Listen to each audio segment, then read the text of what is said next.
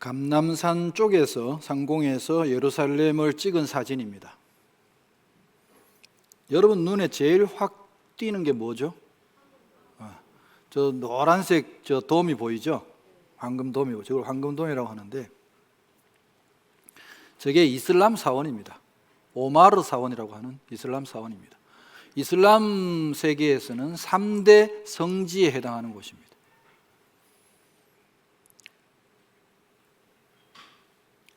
저기가 원래 이스라엘의 성전이 있던 자리입니다. 그리고 저곳은 원래 아브라함이 자기 아들 이삭을 하나님께 번제로 드리려고 했던 바로 그 자리입니다. 참 유서가 깊은 장소죠. 근데 저기에 이슬람 사람들이 참 저기다 떡하니 저는 이걸 영적 알박기라고 봅니다. 알박기를 기가 막히게 해놓은 거예요. 얘들이 내세우는 주장의 근거는 나중에 내부 사진을 보면 아시겠지만 이슬람의 그 교주가 모하메트라는 사람입니다.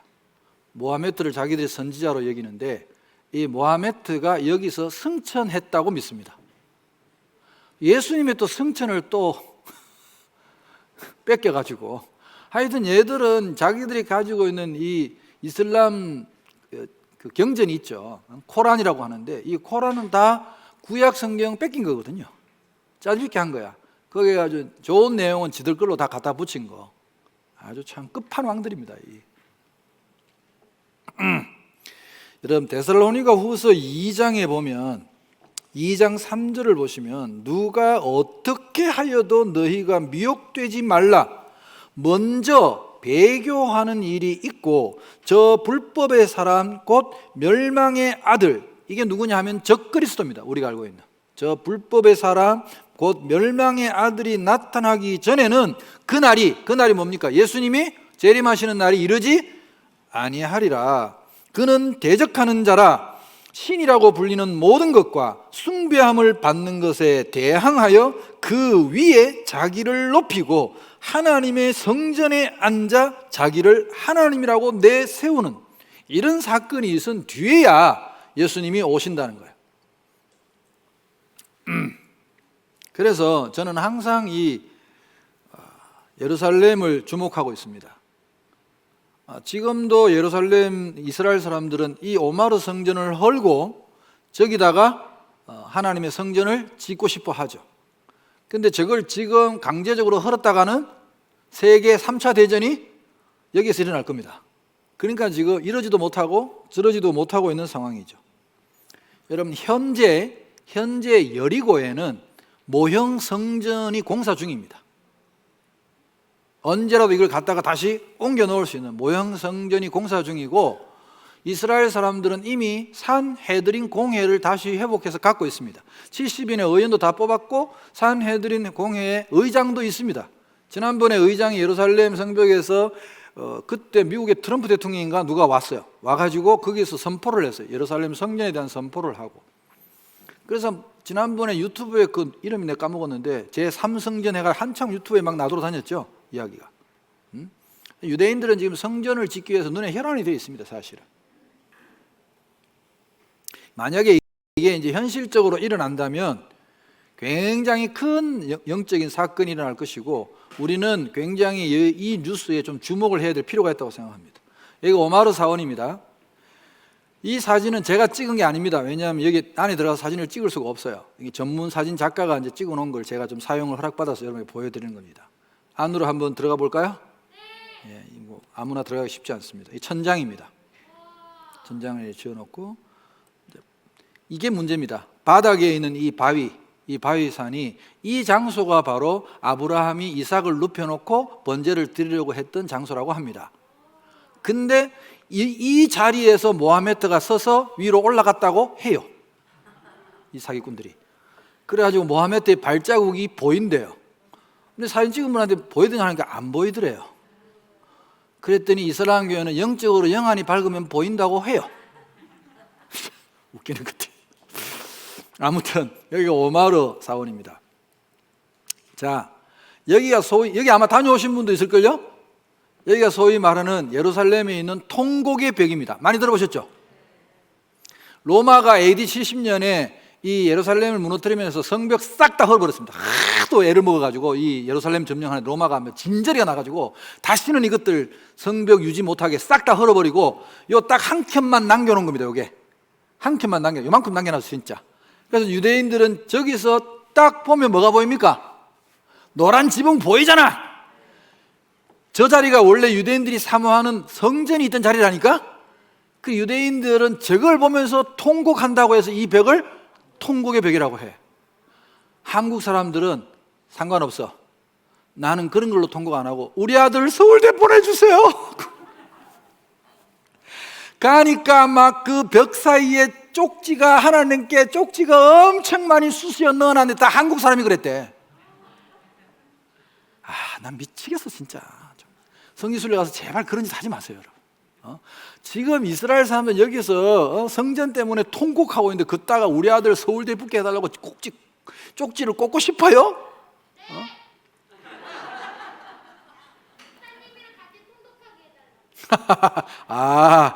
역시 수준이 있어. 그렇지. 우리는 여기에 적어도 기도 제목을 꽂으려면 정말 주의 나라가 임하게 해달라고, 이 예루살렘도 이 유대인들도 이스라엘 사람들도 제발 예수님 믿게 해달라고 그런 소원을 여기다 넣는 거, 그건 오케이. 그건 오케이. 가서 좀 수준이 있는 짓을 합시다 제발. 여기 가서 막 무슨 미신 믿는 사람도 아니고 권사님들끼리 그런다? 여기 쪽지를 꽂으면 영험이 있대. 아우 정말 마음에 안 들어. 자, 여기가 데살로니가 시가지입니다. 이제 데살로니가 전서를 다 배웠으니까 항구 도시예요. 여기도 데살로니가 시가지고, 여기 보시면 이제 성벽들, 옛날 고대 성벽들 딱 나와 있죠. 데살로니가 시가지들. 자, 우리가 이때 사실 갈라디아서는 학자들마다 의견이 다르고 시기에 대해서 말이 많은데 그냥 대체적으로 데살로니가 전후서하고 난 다음에 비슷한 시기에 쓰여졌다고 봅니다. 갈라디아서로, 이게 데살로니가 교회입니다. 현재 있는 데살로니가 교회의 모습이고, 지금도 교인이 있는지 없는지는 저도 잘 모르겠어요. 그건 잘 모르겠고 아마 운영이 되고 있는지도 모르겠어요. 자, 갈라디아서로 가겠습니다. 자, 넘기세요. 갈라디아서. 고린도 후서 뒤편이 있습니다. 다 일단 펴세요. 갈라디아서를. 그 갈라디아서는 사실은 한 지역 도시 이름이 아닙니다. 빌립보, 고린도, 데살로니가는 다 한 도시의 이름인데 이 갈라디아는 한 지방, 우리로 말하면 경상북도, 경기도 이런 도에 해당하는 지리적 명칭입니다. 갈라디아 지방입니다. 그러니까 갈라디아서는 갈라디아 지방에 있는 여러 교회에게 보낸 편지일 수도 있고 그렇습니다. 그럼 갈라디아 지역은 바울이 2차 전도 여행 때 자기 몸이 안 좋았어요. 바울은 또 약점이 뭐냐 하면은 몸이 약했어요. 지병도 있었어요. 아무리 기도해도 하나님이 고쳐주시지 않던 지병도 있었어요. 특별히 갈라디아 지방에서는 바울이 휴양차 쉬고 있었어요. 근데 이분은 성격이 말하자면 이런 거예요. 우리로 말하자면 병원에 입원해갖고도 그 입원한 환자들 전도하는 거야. 병원에 입원하면 병원을 전도하고, 무슨 아시겠죠? 감옥에 갇히면 감옥에 있는 죄수들 전도하고. 그러니까 바울이 나중에 디모데에게 말하는 걸 보면 너는 말씀을 전파하라. 때를 어떤지 못 얻든지 어떤 상황에서든지 너는 무조건 말씀을 전할 수 있다. 해라. 그렇게 말씀하실 수 있는 분이세요. 이분은. 왜? 그렇게 했으니까. 갈라디아는 휴양차 들렸다가 그곳에서 개척한 교회라고 봅니다. 근데 바울이 떠난 뒤에 항상 여러분 바울이 편지를 보낸 건 그 지역을 떠났다는 이야기입니다. 그러니까 쭉 거쳐서 이제 고린도에 왔는데 갈라디아 교회의 교인들에게 소식이 온 거죠. 그 중에 이제 바울에게 배웠던 사람들이 교회가 이상하게 변해가니까 바울에게 급하게 편지를 보낸 거예요. 도움을 청하기 위해서. 지금 목사님 교회가 이상해졌어요 라고 이제 떠난 바울에게 편지를 받고, 바울이 너무 마음이 안타까워가지고 갈라디아 교회에다가 보낸 편지가 갈라디아서입니다. 이해되시죠? 그럼 갈라디아서는 왜 후서가 없냐? 이 편지 하나로 이 문제가 해결됐다는 겁니다. 그럼 갈라디아 교회에는 어떤 문제가 있었느냐? 역시 제가 지난번에 이야기했던 할례당의 문제였습니다. 할례당 문제는 제가 지겹도록 여러분에게 이야기했죠. 이 갈라디아 지역에 또 할례당들이 와가지고 항상 이것들은 웃기는 게 바울하고 대면하고 바울을 만나는 게 아니라 바울이 뭘 좀 교회를 세워놓고 떠나면 아주 그냥 쥐새끼들처럼 싹 와가지고 이 교회를 갉아먹는 거야. 살살 사람들을 꼬셔. 자기들은 예루살렘에서 왔다 그러고 스펙을 자랑하고, 그러면서 바울의 가르침 중에서 가장 약화시키는 게 뭐냐? 오직 믿음으로 구원받는다는 건 말이 안 된다. 그러면 뭘 또 해야 돼? 할례를 받아야 되고, 할례를 받는다는 건 또 뭐예요? 온 율법을 다 지켜야 구원받는다고 가르친 거죠. 이게 이제 바울과의 영원한 이 다툼이고 경쟁 관계였어요. 그게 갈라디아 교회에 아주 심했어요. 갈라디아 사람들이 여기에 많이 넘어갔다는 뜻이죠. 교회가 휘청일 정도로. 그래서 바울이 갈라디아 교인들에게 편지를 보내는데, 이 할례당들이 바울을 가장 공격한 측면이 뭐냐? 가장 바울의 약점을 공격했어요. 그게 뭐냐? 바울의 사도성에 대한 공격입니다. 그러니까 이 사람들은 바울은 사도가 아니라는 거예요. 바울은 사도가 아니라는 거예요. 지금으로 말하자면 바울은 신학대 안 나왔다는 거예요. 말하자면 신학교를 안 갔다는 거예요. 그러니까 예수님의 12제자만 사도지 바울이 어떻게 사도냐? 그의 사도성에 대해서 굉장히 공격을 했습니다. 왜? 여러분, 바울이 사도가 아니라고 인정이 되면 바울이 그동안 가르쳤던 모든 내용은 다 헛것이 되는 거잖아요. 이해가 안 되세요? 제가 여러분하고 작년부터 몇 달 동안 가르쳤는데 알고 봤더니 이혜원 목사가 아니래. 황당하잖아? 그럼 우리가 그동안 배운 건 뭐예요? 여러분, 이럴 거 아니에요? 똑같은 이야기예요. 그래서 그 어떤 것보다 바울은 자기의 사도성에 대해서 강력하게 이야기합니다. 야, 나 사도야. 그러고. 사실 바울이 이런 걸 자랑하고 나대는 걸 좋아하는 분이 아니거든요, 결코. 근데 이걸 공격당하면, 이걸 지키지 못하면 자기가 전한 복음도 다 무너질까 봐 바울은 그래서 아주 강력하게 이야기를 합니다. 여러분, 재밌는 걸 현상을 살펴보시면 바울이 보낸 편지 중에 마음이 평안하고 그냥 아무 문제가 없을 때 인사하는 거하고, 지금 그 교회 문제가 심각해가지고 뭔가 공격당하고 있을 때 인사하는 거하고 인사 말부터 틀려요. 인사 말부터 달라. 자, 갈라디아서 1장 1절을 보기 전에, 그러면 평안한 건 어떤 거냐? 갈라디아서 뒤에 보면 에베소서가 나와. 에베소서, 자, 펴봐요. 에베소서부터 펴봐요. 에베소 교회에는 바울이 싸우러 보낸 편지도 아니고 문제가 있어서 보낸 편지도 아니야. 그래서 에베소서는 아주 자기 소개를 짧게 점잖게 부드럽게 해요. 자, 1장 1절을 보세요. 하나님의 뜻으로 말미암아 그리스도 예수의 사도된 바울은, 벌써 분위기가 부드럽잖아? 이렇게 그냥 간단하게 이야기해요. 문제가 없기 때문에. 자기의 사도성을 다 아니까, 이 교회는 믿어주니까. 그렇죠? 자, 갈라디아서 넘겨봐요. 자, 갈라디아서 다시 넘겨요. 이 비교를 해보면 재밌어요. 1장 1절. 갈라디아서 1장 1절. 여기는 벌써 텐션이 달라요. 바울이 불러주고 누가 대피를 했는데 바울이 이렇게 불러줬을 거예요. 사람들에게서 난 것도 아니요, 사람으로 말미암은 것도 아니요, 오직 예수 그리스도가 그를 죽은 자 가운데서 살리신 하나님 아버지로 말미암아 사도된 나 바울은, 이렇게 말해요. 아니, 말투가 틀리잖아요. 니들이 뭐 인간적으로 말하는 뭐 예수님 직접 안 따라다녀서, 그런데 하나님이 직접 나한테 예수님이 부활하신 예수님이 나타나서 나한테 직접 널 이방인의 사도로 삼는다고 말씀하셨어, 이것들아, 믿거나 말거나 하면서 소리를 지르는 거죠. 인사가 달라요. 그래서 바울의 서신서 중에서 가장 강한 논쟁적인 서신입니다. 뭘 논쟁하느냐? 간단합니다. 이신칭의에 관한 논쟁입니다. 복음의 핵심, 오직 믿음으로 말미암아 구원 얻는 것에 대해서 지금 갈라디아 교회를 공격하고 있는 할례당에게 아주 강력하게 이야기를 하고 있는 서신입니다. 그래서 여러분 갈라디아서를 읽어보시고 로마서를 읽어보시면 비슷하다는 걸 느낍니다. 주제도 똑같아요, 사실은. 갈라디아서가 바울이 초창기에 썼던 서신이라면 나중에 바울이 로마에 편지를 보낼 때 이 갈라디아서에 있는 핵심 내용을 좀 더 체계적으로 잘 다듬어서 다시 쓴 편지가 로마서라고 보시면 됩니다. 그래서 사실 구절이 똑같아요. 주제 구절이 똑같아요. 여러분. 자, 갈라디아서에서 바울이 가장 강조하는 구절은 3장 11절입니다. 갈라디아서 3장 11절.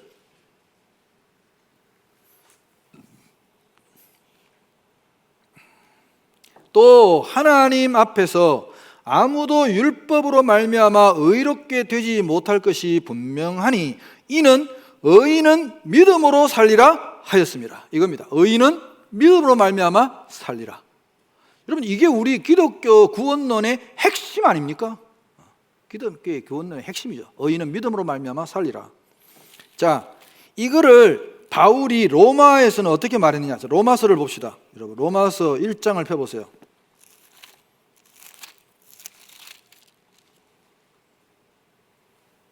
1장 17절. 사실 로마서는 전체가 이 로마서 1장 17절을 설명하기 위해서 쓴 책입니다. 로마서 1장 17절, 갈라디아서하고 똑같습니다. 복음에는 하나님의 의가 나타나서 믿음으로 믿음에 이르게 하나니 기록된 바 오직 의인은 믿음으로 말미암아 살리라 함과 같으니라. 똑같은 주제를 다루고 있습니다. 사실은. 왜냐하면 이때 이 할례당들이 계속해서 할례를 강조하고 믿음으로만 구원받는 게 아니라고 자꾸 공격을 해오니까 바울은 이걸 방어할 수밖에 없었습니다. 복음의 엑기스가, 핵심이 바로 믿음으로 말미암아 구원받는다는 게 핵심이니까, 우리 복음에. 그래서 마치 고발하기 직전에 마지막으로 보내는 내용 증명서와 같은 성격을 이 갈라디아서가 가지고 있습니다. 그리고 다른 복음이라는 표현이 나옵니다. 다른 복음. 그러니까 내가 전해주지 않은, 내가 너희들에게 가르치지 않은 믿음으로 말미암아 오직 믿음으로 구원받는다는 이 복음 외에 다른 것, 그래도 할례를 받아야 된다는 등 이런 식으로 말하는 자들에게 대한 경계를 아주 철저하게 하는 이야기가 갈라디아서의 이야기입니다. 그래서 기독교의 껍질을 쓴 유대교라고 표현합니다. 이걸 기독교의 껍질을 썼죠. 얘들도, 그러니까 이 사람들도 예수를 안 믿는 게 아니에요. 유대교가 아니에요. 유대교가 아닌데, 야, 그래도 믿음으로만 구원받는 것은 아니야 라고 말하는 것이 이제 이 사람들의 이야기죠. 바울이 거기에 대해서 아주 강력하게 반발을 하죠. 율법의 행위와 복음의 관계에 대한 이야기를 합니다. 이거는 나중에 로마서에서도 제가 길게 이야기 안 하려고 미리 제가 말씀드릴게요. 여러분, 성경에 보면 율법에 대한 이야기도 굉장히 많이 나옵니다. 그리고 복음과의 관계에 있어서 일단 구원론에 있어서 이건 정리를 해야 됩니다. 순서적인 문제입니다. 율법이 필요 없다고 성경은 말하지 않습니다. 율법 무용론을 주장하지 않습니다. 성경은. 기독교도 그렇습니다. 율법은 바울의 표현에 의하면 율법은 우리로 하여금 죄를 더 깨닫게 하는 하나의 기준이 되고, 율법은 오히려 우리를, 이 율법을 아무리 우리가 잘 지킨다고 해서 구원을 받을 수 있는 게 아니기 때문에 그 한계를 깨닫게 해주고, 우리를 마침내 율법이 아닌 은혜로 예수 그리스도를 바라보게 하고 예수님께로 우리의 손을 잡고 인도하는 초등교사로 설명하고 있습니다. 그래서 율법은 무용하고 필요 없냐? 그렇지 않습니다. 단 율법만으로 구원을 받는 게 아니라는 걸 이야기하는 겁니다. 그러면 어떻게 우리가 복음의 정의를 내릴 수 있느냐? 우리는 로마서에 쓰여진 대로 모든 사람은 다 죄인입니다. 이 죄인의 한계에서 벗어날 수 없고 자기의 의로 구원받을 수 없기 때문에 오직 예수 그리스도의 십자가의 은혜로만, 그 은혜를 믿는 그 믿음으로 구원을 받습니다. 그럼 그걸로 끝이냐? 아니요. 그렇게 구원을 받았으면, 그렇게 믿는 자가 되었으면 이제는 율법을 지켜라 이겁니다. 그 힘으로 율법 지키면서, 율법보다 오히려 예수님은 더 잘하라고 그랬죠. 우리에게 더 수준 높게 살아라고 그랬죠. 그렇죠? 그래서 그게 우리가 칭의만 끝나는 게 아니라 성화가 있어야 되죠. 우리가 거룩하게 변해가고 그리스도인답게 예수님을 닮아서 성령의 9가지 열매를 추구하면서 우리의 성품이 변하고 삶이 변하고, 그렇게 가라고 성경은 우리에게 이야기하고 있는데, 구원에 있어서는 이 믿음으로 구원받는다는 것에서 한치도 양보가 없습니다. 성경은 사실은. 자, 그런 관계를 갈라디아서와 그걸 좀 더 구체화하고 설명을 길게 써놓은 책이 로마서라고 보시면 됩니다. 율법의 행위와 복음의 관계에 대한 이야기, 바울의 언약 신학에 대한 이야기가 정확하게 나와 있습니다. 양자, 서자가 나옵니다. 양자, 서자의 비유가 나오고, 이거는 이제 그 이스마엘을 하고 비유하고 사라와 하갈을 비유하고, 그래서 항상 성경은 약속의 자녀 이삭을 통해서 왜냐하면 이스마엘이 먼저 태어났잖아요. 사실 하갈을 통해서. 그러나 그는 하나님의 언약의 자녀가 아니라는 거죠. 그래서 하나님은 그걸 소용없다는 거예요. 먼저 태어나도 소용없다는 거예요. 하나님의 약속을 이어가는 아들, 그게 이제 이삭의 이야기고, 그게 율법과 이 예수 그리스도를 믿는 믿음과의 관계로서 이야기합니다. 그래서 오직 구원은 사랑으로서 역사하는 믿음으로 얻는 것이라는 이야기를 하죠. 그리고 이 믿음을 강조하면서도 갈라디아서에는 그 믿음을 가진 자, 믿음을 얻은 자, 은혜로 그 믿음을 가진 자가 어떻게 변해가고 살아야 할 것인가에 대해서 정확하게 이야기한 것이 갈라디아서 5장 22절부터 나와 있는 성령의 9가지 열매입니다. 여러분 5장 한번 펴보세요. 갈라디아서 5장 22절. 오직 성령의 열매는 사랑과 희락과 화평과 오래 참음과 자비와 양성과 충성과 온유와 절제니 이 같은 것을 금지할 법이 없느니라. 사실 이 성령의 9가지 열매라고 표현되는 것은 우리가 그리스도인으로서 거듭난 뒤에 성품을 어떻게 우리가 가져야 할까, 우리의 영적인 성품에, 실제적인 성품에 대한 이야기입니다. 여러분 아이들이 태어나면 그 아이들이 어떤 부모에게 어떤 교육을 받고 어떤 사랑을 받았느냐에 따라서 그 아이의 성품이 달라지잖아요, 여러분. 그렇지 않나요?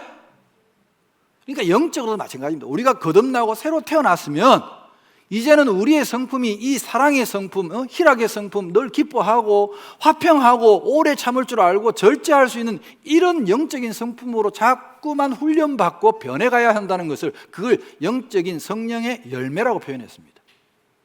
제가 왜 이런 말씀을 드리냐 하면, 가끔 교회에 이렇게 다니다 보면 정말 안 변하는 사람들을 많이 봐요. 여러분, 이제 변한다는 건 이제 이런 현상이 있잖아요. 예를 들어서 저 같은 경우만 해도 저는 20대 별명이 이객기였어요. 지금도 살짝 남아있긴 하잖아요. 여러분이 리액션 잘 안 하면 욱하잖아요, 제가. 그래도 옛날에 비하면 정말 많이 변한 거예요. 옛날 같으면 이거 집어 던지고 갔을지도 몰라.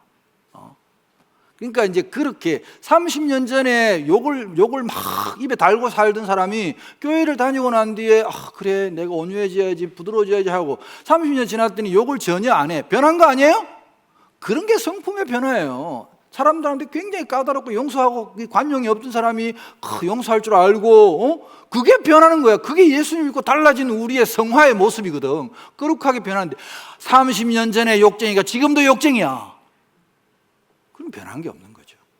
그럼 의심할 수밖에 없어. 내가 함부로 판단할 수는 없지만 이 사람은 안 태어난 게 아닐까? 다시 태어났더라면 뭔가 조금씩은 그래도 조금이라도 달라져야지. 어떻게 하나도 안 변해? 그건 말이 안 된다고 생각하는 거죠. 그래서 성령을 쫓아 사는 삶에 대한 이야기를 하고요. 아까 말씀드린 것처럼 바울이 병 요양 중에 개척한 교회입니다.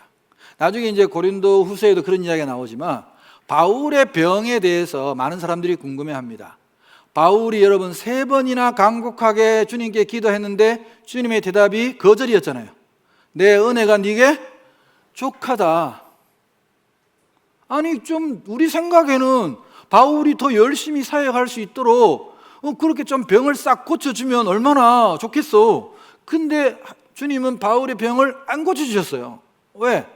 너 그거라도 있어야 날 붙들고 끝까지 기도할 거 아니냐. 야, 참 하나님 대단하신 분이세요. 이거 보면 바울이 3번이나 간곡하게, 왜냐하면 바울이 어떤 욕을 먹었냐 하면은 남의 병은 잘 고치는데 지 병은 못 고쳐. 그러면 사실은 목사들도 항상 이제 염원이 그런 게 있거든요. 좀 주님처럼 모든 면에 좀 완벽했으면 좋겠다. 깨끗했으면 좋겠다. 그런 욕심이 다 있죠. 사실 목회자들은 다 있다고 생각해요, 저는. 근데 하나님이 그렇게 안 두시거든요. 왜냐하면 그렇게 완벽하면 내가 신이지. 분명히 교만해질 게 뻔해. 그러니까 저도 이 말씀을 잘 받아들여요. 저도 약점이 있죠. 뭐냐고 묻지 마세요. 누구에게나 비밀은 있는 거예요. 나도 이 약점을 고쳐달라고 하나님께 기도를 많이 했는데 안 고쳐주셔. 뭐 딱 봐도 알겠잖아요, 약점이 뭔지. 그래서 안 고쳐주셔. 근데 이것 때문에 계속 내가 교만하지 않게 되는, 다른 사람을 이해하고 용납하는, 그게 사실은 도구가 되더라고요. 이 약점이 오히려. 그래서 제가 막 이렇게 죄를 짓고 이렇게 넘어지고 하는 사람을 제가 정죄를 못해요. 나도 그러니까. 그래서 오히려 이해하고 용서하고 받아주게 되는, 진짜 말씀이 맞더라고요. 저한테 적용해봐도. 이제 많은 분들이 다 그래요. 사실은 이 세상에 완벽한 인간이 누가 있겠어요? 바울 사도도 이랬는데, 하나님이 그런 걸 하나의 가시처럼 우리에게 주시는 이유는 늘 정신 차리고 겸손하고 깨어서 기도하라고 주시는 줄 믿으시기 바랍니다. 그러니까 여러분도 주여 한 개 남았습니다, 이거 최후의 이 약점을 고치세요, 그냥 하지 마세요. 그냥 그거 끌어안고 같이 그냥 주님 오실 때까지 사는 거예요. 그냥 그것 때문에 더 겸손해지시면 돼요. 아멘? 실망한 아멘인데 다들? 표정이 안 좋은데? 그러거나 말거나 어쩔 수 없어. 바울도 안 고쳐주셨어. 그래서 사람들이 궁금해하는 게 도대체 바울의 병은 뭐였을까? 썰이 많아요. 또 신학계에서 바울의 병이 이거다 저거다 썰이 많은데, 자잘한 것들은 다 정리하고 세 가지의 큰 썰이 있어요. 큰 썰이 있는데, 하나는 조금 이제 약하긴 하지만 세 번째 그래도 의견이 많은 썰이, 저기 오리게니라는 그 신학자가 주장한 바울의 정욕에 관한 문제였어요. 정욕에 관한 문제. 그러니까 바울이 이혼당하고 바울이 이제 홀로 계속 이제 다녔기 때문에 어떤 여자 문제에 대한, 정욕에 관한 문제에 대해서 힘들지 않았을까? 그게 바울이 말했던 사탄의 가시가 아니었을까 주장하는 파가 있어요. 그리고 이거는 사실 이제 성경적인 어떤 그런 좀 근거 구절이 약해요. 근데 나머지 두 개가 강력한데, 썰이. 왜냐하면 이 갈라디아서 본문에 나름 주장하는 근거 구절이 있어요. 그 한 가지가 간질 그리고 안질입니다. 그래서 바울의 병을 가지고 신학자들이 서로 주장하는 이제 두 가지 대표적인 파가 간질파와 안질파가 있어요. 질은 질인데 간질이냐 안질이냐의 이 문제예요. 자, 4장을 한번 봅시다. 4장, 갈라디아서 4장 12절. 아마도 이때가 바울이 더베 쪽으로 피신했을 때가 아닐까라고 추정을 합니다. 형제들아, 내가 너희와 같이 되었은즉 너희도 나와 같이 되기를 구하노라. 너희가 내게 해롭게 하지 아니하였느니라. 내가 처음에 육체의 약함으로 말미암아 너희에게 복음을 전한 것을 너희가 아는 바라. 내가 병 요양하러 갔다가 그곳에서 너희에게 복음을 전했다, 이 뜻입니다. 그런데 너희를 시험하는 것이 내 육체에 있으되 이것을 너희가 업신여기지도 아니하며 버리지도 아니하고 오직 나를 하나님의 천사와 같이 또는 그리스도 예수와 같이 영접하였도다. 요게 이제 간질파들이 주장하는 근거 구절입니다. 여러분, 간질파들은 왜 그렇게 생각하냐 하면, 본문에 갈라디아 교인들이 시험에 들 만큼 바울에게 치명적인 병이 있었다는 거예요.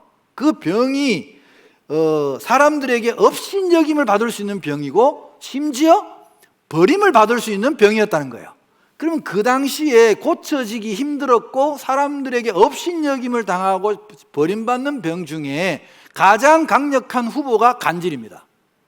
나병은 안 돼요.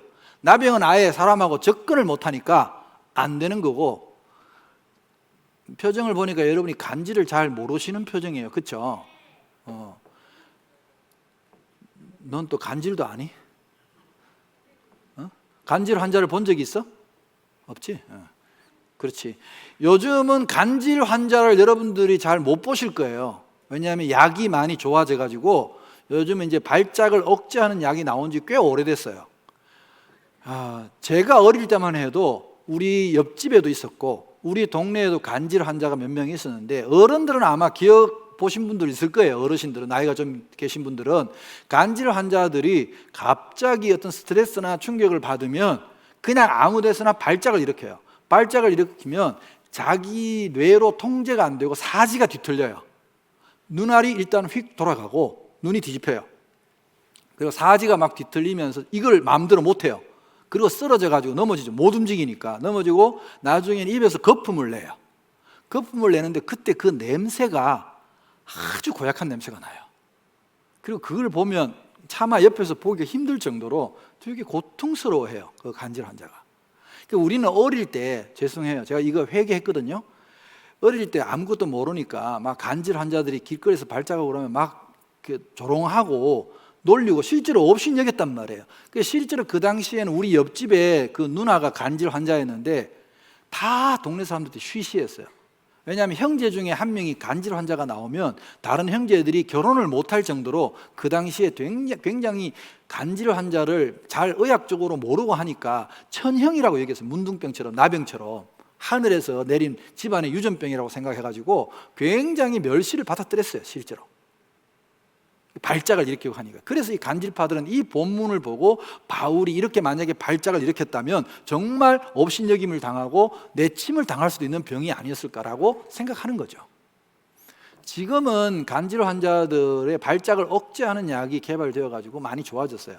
제가 2002년도, 2003년도 초에 제가 성남 쪽에 분당 쪽에 제가 교회를 할 때, 제가 분당에서 교회할 때 장미 성교회라고 있어요. 여러분. 간질 환자들을 중심으로 하는 성교회가 있어요. 지금도 아마 열심히 활동하고 계실 거예요, 그분들이.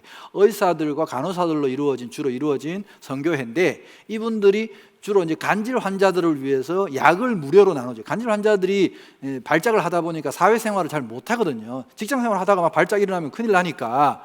그러니까 대체로 벌이도 없고 좀 가난한 분들이 많았어요, 간질 환자들이. 그러다 보니까 이분들이 약을 무료로 나눠주면서 이제 약타로 한 달에 한 번씩 와요. 그러면 이제 그 교회를 빌려서 했는데, 그 교회에서 이제 제가 가서 설교하고 이제 찬양 예배 인도하고 예배 드리고 그다음 진료를 해요. 반드시 예배를 드려야 이제 진료도 하고 진료도 받고 약도 나눠주고. 제가 거기서 한 3년을 섬겼죠. 제가 무료로 다 그냥 섬기면서, 그때 이제 제가 어릴 적에 나도 모르게 몰라서 지은 죄를 다 제가 갚음을 좀 했어요.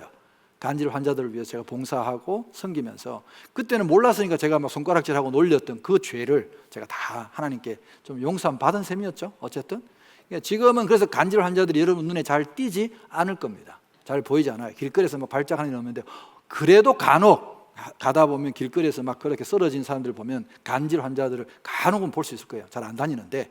그리고 안질이라고 주장하는 사람은 그 밑에 15절, 너희의 복이 지금 어디 있느냐? 내가 너희에게 증언하노니 너희가 할 수만 있었더라면 너희의 눈이라도 빼어 나에게 주었으리라. 그래서 안질을 주장하는 학자들은 왜 사람들이 눈 바꾸자고 했을까? 바울이 안질이 너무 지독해가지고 맨날 여기에 눈꺼풀이 막 끼어가지고 눈이 막 늘 충혈되고 하니까 바울을 사랑하는 갈라디아 교인들이 아유 목사님 그거 참 못 보겠네, 우리 눈하고 목사님 눈하고 바꿨으면 좋겠네, 이렇게 말했다는 거예요. 그래서 바울의 지병이 안질이라고 주장한 사람이 있는데, 간질파에서 막 화를 내죠. 뭐 안질 가지고 뭐 업신여김을 당하고 쫓겨날 정도가 되겠냐 하고. 뭔지는 나도 잘 몰라요. 그러나 심정적으로 제가 본문을 볼 때 또 여러분의 눈이 목사님은 어느 파예요? 묻는 것 같아서, 저는 어릴 때 경험도 있고 이 본문의 상황을 봤을 때는 간질 쪽이 아닌가 생각하는 간질파입니다, 저는. 그 파지 뭐 이게 이렇다 하고 어디 가서 그렇게 하시면 안 돼요. 아무튼 바울의 지병이었고, 이거는 하나님이 끝끝내 고쳐주지 않았던 바울의 약점이 있었다. 그럼에도 불구하고 바울은 그것을 은혜로 여기고, 그 약한 것 때문에 더 주님을 붙들고 주님께 매달리고 주님께 기도하는, 오히려 그것이 힘이 되었다. 아멘. 제가 여러분 사사기 이야기할 때 왼손잡이 사사 에훗, 한 팔이 없는, 오른팔을 못 쓰는 이 약점을 하나님께서 들어서 그를 쓰셨다고 말씀드린 거 기억나시죠? 바울도 이런 약점이 있었단 말이에요. 치명적인 약점이 있었단 말이에요. 그럼에도 불구하고 그를 이방인 사도로, 이 기독교 역사의 위대한 인물로 하나님이 세우신 걸 여러분 기억하셔야 됩니다. 그래서 여러분들이 연약하고 부족한 점이 있더라도 이것을 하나님께 맡기고 하나님이 그것을 붙들어 쓰시면 여러분도 바울처럼 에훗처럼 여러분의 약점을 가지고도 하나님 일을 할 수 있다는 거예요. 그걸 기억하셔야 돼요. 그래서 제가 안질파 간질파 이야기를 길게 한 겁니다. 자, 넘겨요. 이제 다시 이제 갈라디아서는 여러분 그 정도로 정리하면 됩니다. 이렇게 나중에 이제 그 재밌는 이야기를 하나 할까요? 그러면 자꾸 이제 그 바울의 사도성에 대해서 공격을 하니까 2장을 보세요. 갈라디아서 2장. 요건 좀 제가 시간적 여유가 있으니까 좀 재밌는 이야기를 하나 해드릴게요. 14년 후에 내가 바나바와 함께 디도를 데리고 다시 예루살렘에 올라갔더니, 자, 예루살렘 총회에 올라간 사건을 말해요. 계시를 따라 올라가 내가 이방 가운데서 전파하는 복음을 그들에게 제시하되, 왜 사도행전 15장에 내가 예루살렘 총회 이야기 말씀드렸죠? 그때 이야기를 하는 거예요 지금.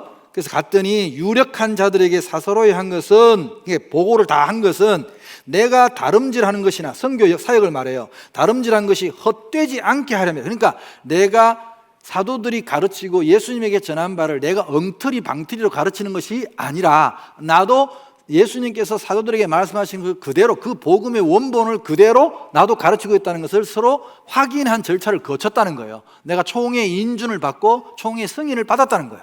말하면 여기 감리교로 말하면 감독회에서 인정을 받은 거예요. 아시겠죠? 그걸 이야기하는 거예요. 그래서 이건 왜 이런 걸 했느냐? 그러나 3절에 나와 함께 있는 헬라인 디도까지도 억지로 할례를 받게 하지 아니하였다고 해놨잖아요. 왜? 가만히 들어온 거짓 형제들, 이것들이 뭐예요? 할례당들, 기독교의 껍질을 쓴 유대교들, 가만히 들어온 거짓 형제들 때문이라. 그들이 가만히 들어온 것은 그리스도 예수 안에서 우리가 가진 자유를 엿보고 우리를 종으로 삼고자 합니다. 다시 율법의 종이 되게 하려고 이런 짓을 하니까 그게 말려들면 안 된다라고 지금 이야기하는 거죠. 그래서 그들에게 우리가 한시도 복종하지 아니하였으니 이는 복음의 진리가 항상 너희 가운데 있게 하려 함이라. 유력하다는 이들 중에, 그러니까 이 사람들은 항상 할례당들은 와서 우리가 예루살렘 교회에서 왔다고 내세워요. 굉장히 자기의 출신을 내세우고 스펙을 내세우는 거죠.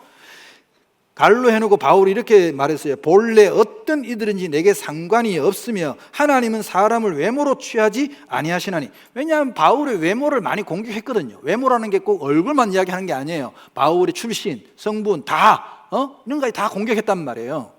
저 유력한 이들은 내게 의무를 다하여 준 것이 없고 도리어 그들은 내가 무할례자에게 복음 전함을 맡은 것이 베드로가 할례자에게 맡은과 같은 것을 보았고, 베드로에게 역사하사 그를 할례자의 사도로 삼으신 이가 또한 내게 역사하사 나를 이방인의 사도로 삼으셨느니라. 그리고 기둥같이 여기는 야고보가 바로 예루살렘 교회의 지도자, 예수님의 친동생 야고보서를 쓴 인물입니다. 이 야고보와 게바, 베드로죠. 요한, 이건 예수님의 제자 요한입니다. 요한도 내게 주신 은혜를 알므로, 주님께서 내게 주신 은혜를 알기 때문에 나와 바나바에게 친교의 악수를 하였으니, 인정했다는 거예요. 내가 사도들에게 인정받았다는 걸 지금 이야기하는 거예요. 하였으니 우리는 이방인에게로 그들은 할례자에게로 가게 하려 함이라. 그런 이야기가 나와요. 근데 자꾸 너희들이 나하고 사도들을 자꾸 비교해가지고 나보고 사도가 기니 아니니 이런 말을 하니까, 사실 바울이 이때 너무 열받아서 이랬던 것 같아요. 사실 이러면 안 되는데. 그게 뭐냐 하면은, 베드로가, 사실 베드로 이야기를 좀 하자면, 예루살렘 교회에서 사실은 베드로는 예수님의, 우리가 알기로 수제자로 알고 있잖아요. 그래가지고 막 고백도 하고 해가지고 베드로가 막 나서기도 좋아하고 막 그랬는데, 베드로가 어느덧 좀 사이드로 밀렸어요. 약간. 왜 밀렸느냐? 그 예수님 3번 부인한 그 사건 때문에 자기도 약간 위축돼 있었고, 그리고 보니까 예루살렘 교회가 지도자가 베드로가 아니라 야고보가 되어 있는 걸 볼 수 있잖아요. 베드로가 살짝 이렇게 밀려 있었는데 자기 말빨이 잘 안 먹혀. 근데 바울이 와서 막 그 사도행전 15장에서 선교 보고를 하는데 바울의 얼굴, 바나바의 얼굴이 막 천사처럼 빛나고 너무 아름다운 거야. 영적으로 너무 부러운 거야. 그리고 안디옥 교회에 막 그 부흥 소식을 들으니까 베드로가 너무 좋은 거야. 그래가지고 베드로가 목사님 우리 안디옥에 한번 놀러 가도 되겠습니까? 하니까 아유 선배님 오십시오. 오시면 저희가 극진히 대접하겠습니다. 그래가지고 베드로가 진짜로 갔어요. 안디옥에 온 사건을 지금 바울이 이야기를 하는 그 장면입니다. 아시겠죠? 와가지고, 자, 이거부터 설명을 할게요. 베드로가 왔는데, 여러분, 도시 자체가 분위기가 달라요. 예루살렘은 완전 종교적인 도시예요. 그리고 여기는 유대인들만 주로 있으니까, 유대교하고 기독교는 그 당시 거의 차이가 없는 걸로 봤어요. 사람들이 볼 때. 그냥 유대교의 한 분파 정도로 봤단 말이에요. 그런데 안디옥에 오니까 도시 분위기가 완전 이방 도시잖아요. 여기는 막 분위기가 달라 완전. 그래가지고 이제 또 베드로 사도가 왔다고 이제 바나바하고 바울은 대선배가 오셨으니까 예루살렘 오셨으니까 잘 대접한다고 이제 좋은 식당 모시고 갔겠지. 근데 그 당시에 식당에 가면 막 나와서 사람들이 춤도 추고 뭔지 알겠죠? 막 테이블에 앉아가지고 그 베드로도 막 분위기 좋게 아유 분위기 좋다.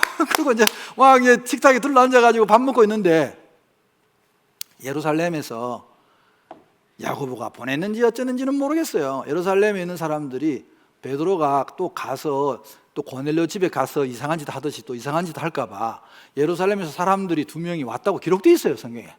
그래가지고 이제 자 장면을 생각해 보면 이게 레스토랑 같은 데는데 가면은 막 조명도 있고 깜깜하잖아요. 안에 있는 사람들은 다 눈에 익는데 베드로가 안에 있다가 막 하시고 아이고 할렐루야 너무 좋은데요, 막 목사님 감사합니다 이러고 있는데 저쪽에 문 입구에서 예루살렘에서 낯 찍은 사람이 베드로 사도 여기 없나 하고 찾으러 온 거야. 그걸 보고는 그래가지고 베드로가 자기도 모르게 그 예루살렘에서 온 사람들을 보고 갑자기 이제 이방인들하고 이렇게 막 같이 막 어울려가 이렇게 했으니까 베드로가 갑자기 숨은 거예요. 탁자 밑으로 숨어가지고 그 베드로가 숨으니까 바나바도 얼떨결에 같이 숨었어. 그래가지고 이제 밖으로 이 사람들 눈에 안 띄게 막 간 거야. 그걸 바울은 안 움직이고 있는 거야. 왜? 뭐 어땠어? 우리가 밥 먹을 수 있는 거지. 그 이야기를 지금 2장에서 해요. 분위기 아시겠죠? 한번 읽어볼까요?